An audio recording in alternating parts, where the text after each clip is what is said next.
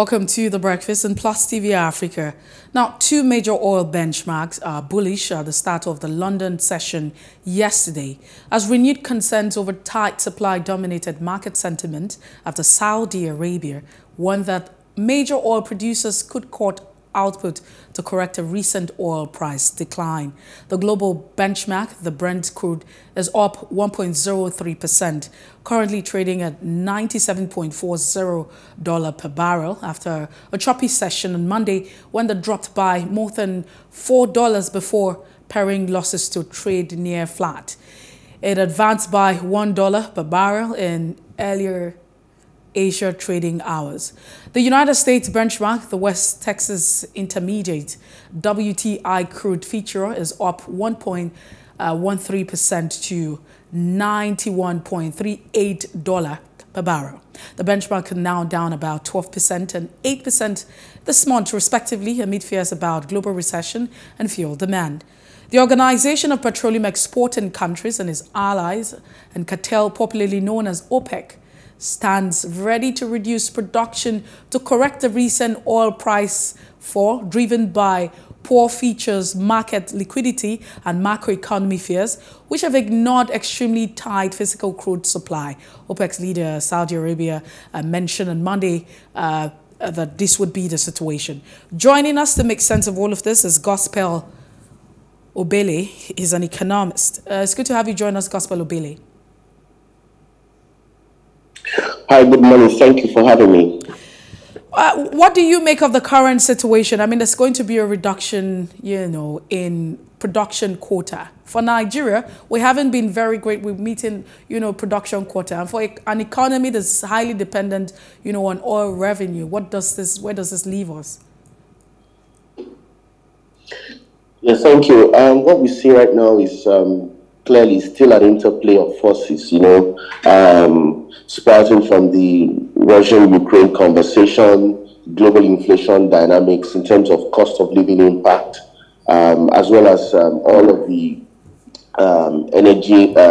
Russian-Ukrainian impact on energy prices, commodity prices, and the likes, and how macroeconomics, in terms of the macroeconomics of different countries are responding differently to this conversation. So, as expected, stakeholders will be taking different actions in form of trying to moderate how the global oil sector responds or reacts, in quotes, to changing dynamics globally as well. So for Nigeria, it's a conversation on how we're planning to adjust, knowing fully well that this is a major source of our foreign exchange revenue and receipts as well. Foreign exchange receipts and revenue as well. So it will be need for us to begin to adjust correctly, in terms of what other quick wins can we begin to tap into, as it were. What are the low-hanging fruits for us as a nation?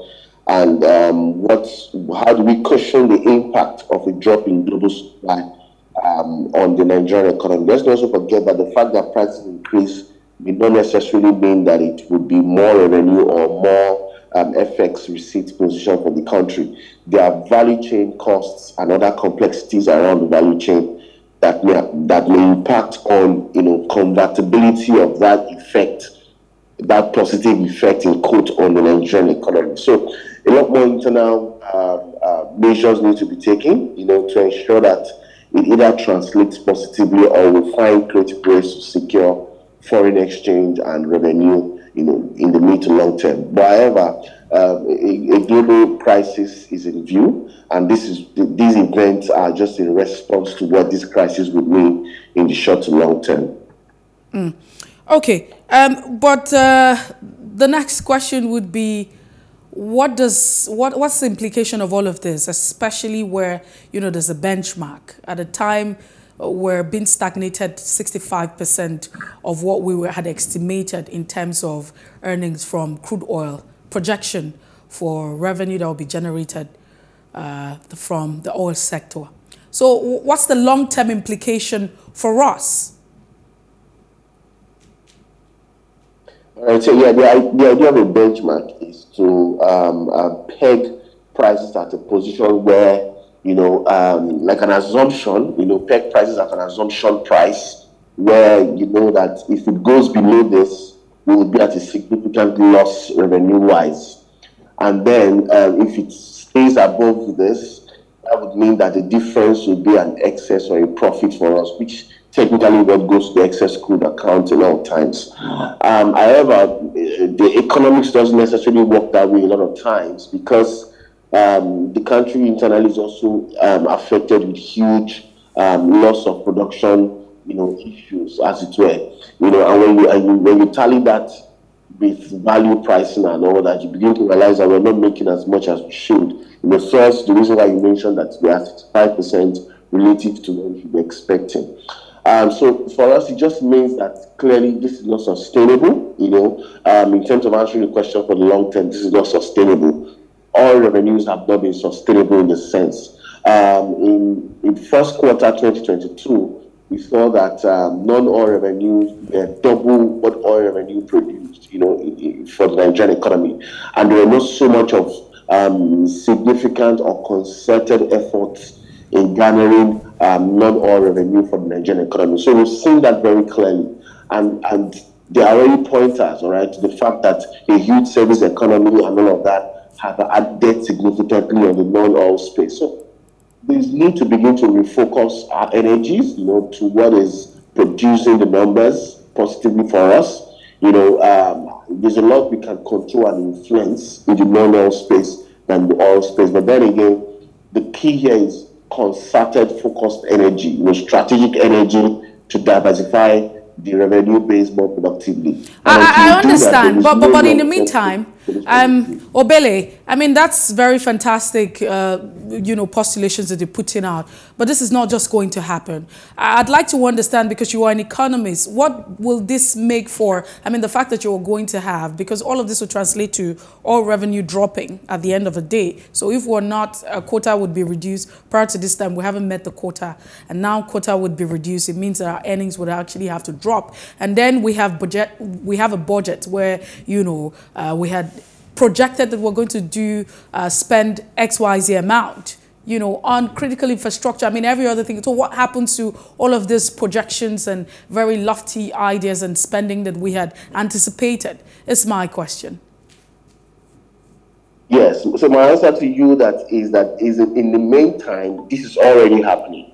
All right. So a lot of people still believe that it's going to take a lot to make it happen, but it's actually happening. I just mentioned that in Q1 2022, we had almost double to triple the amount we made in oil revenue in the non-oil revenue space. So that's already happening.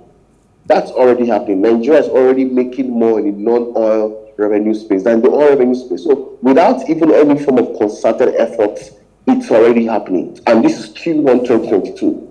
All right. So what I'm trying to say is that if some little organization is introduced into that space, we will be able to make way more, because the oil revenue bit in terms of the oil sector performance and all that is already at a very, very, very low in terms of performance and in terms of being fund, government lofty expenditure ideas. And let's not forget that the concept of funding these things have also led to increased, some of specialized borrowing that we've seen in recent times. But just also to mention to you that because we've not paid attention to the non-oil space, revenues have been growing in that sector, and we need to start fixing the conversations there now. And I'm not talking about very lofty or heavy or long-term strategies that need to be in place. But I'm talking about something that can be done in the quarter. What are 1, 2, 3 low-hanging fruits that we can plug in to further, double up on what we are earning on non-oil revenue, because it's already happening. And that's the only short-term way out here. Otherwise, the country would be crippled on the altar of poor economics when it comes to the oil sector. And it's already happening. It's already happening. FX crisis will worsen, revenue position will shorten, because there is really no solution anymore within that context. We are already at a disadvantaged point. So there is nothing you can do from a disadvantaged point when you think of strategy. Well, so it's already happening. Not all are already coming in. We just need to boost it up. Well, it's a good one. I like the fact that you say it's already happening, but at the end of the day, everyone will want to see how that translates, in the standard of living and development for the people, in terms of the citizen now, Nigerians. But thank you so much, Gospel Obele, for being part of the show. Thank you for having me here. All right. Gospel Obele is an economist, and we have been looking at the fact that there's going to be a reduction, or almost a reduction, in the production quota by OPEC following the decline in the price of crude. Thank you so much for being part of the breakfast. That's the size of it. We come with the newsroom. We join the newsroom at 9 o'clock. For the news brief. I am Messi Boko. If you missed out on any part of the conversation, it would be great for you to follow us on Facebook, Twitter, and Instagram, and subscribe to our YouTube channel. That's at PlusTvAfrica and PlusTvAfrica Lifestyle. Once again, have a fantastic Wednesday.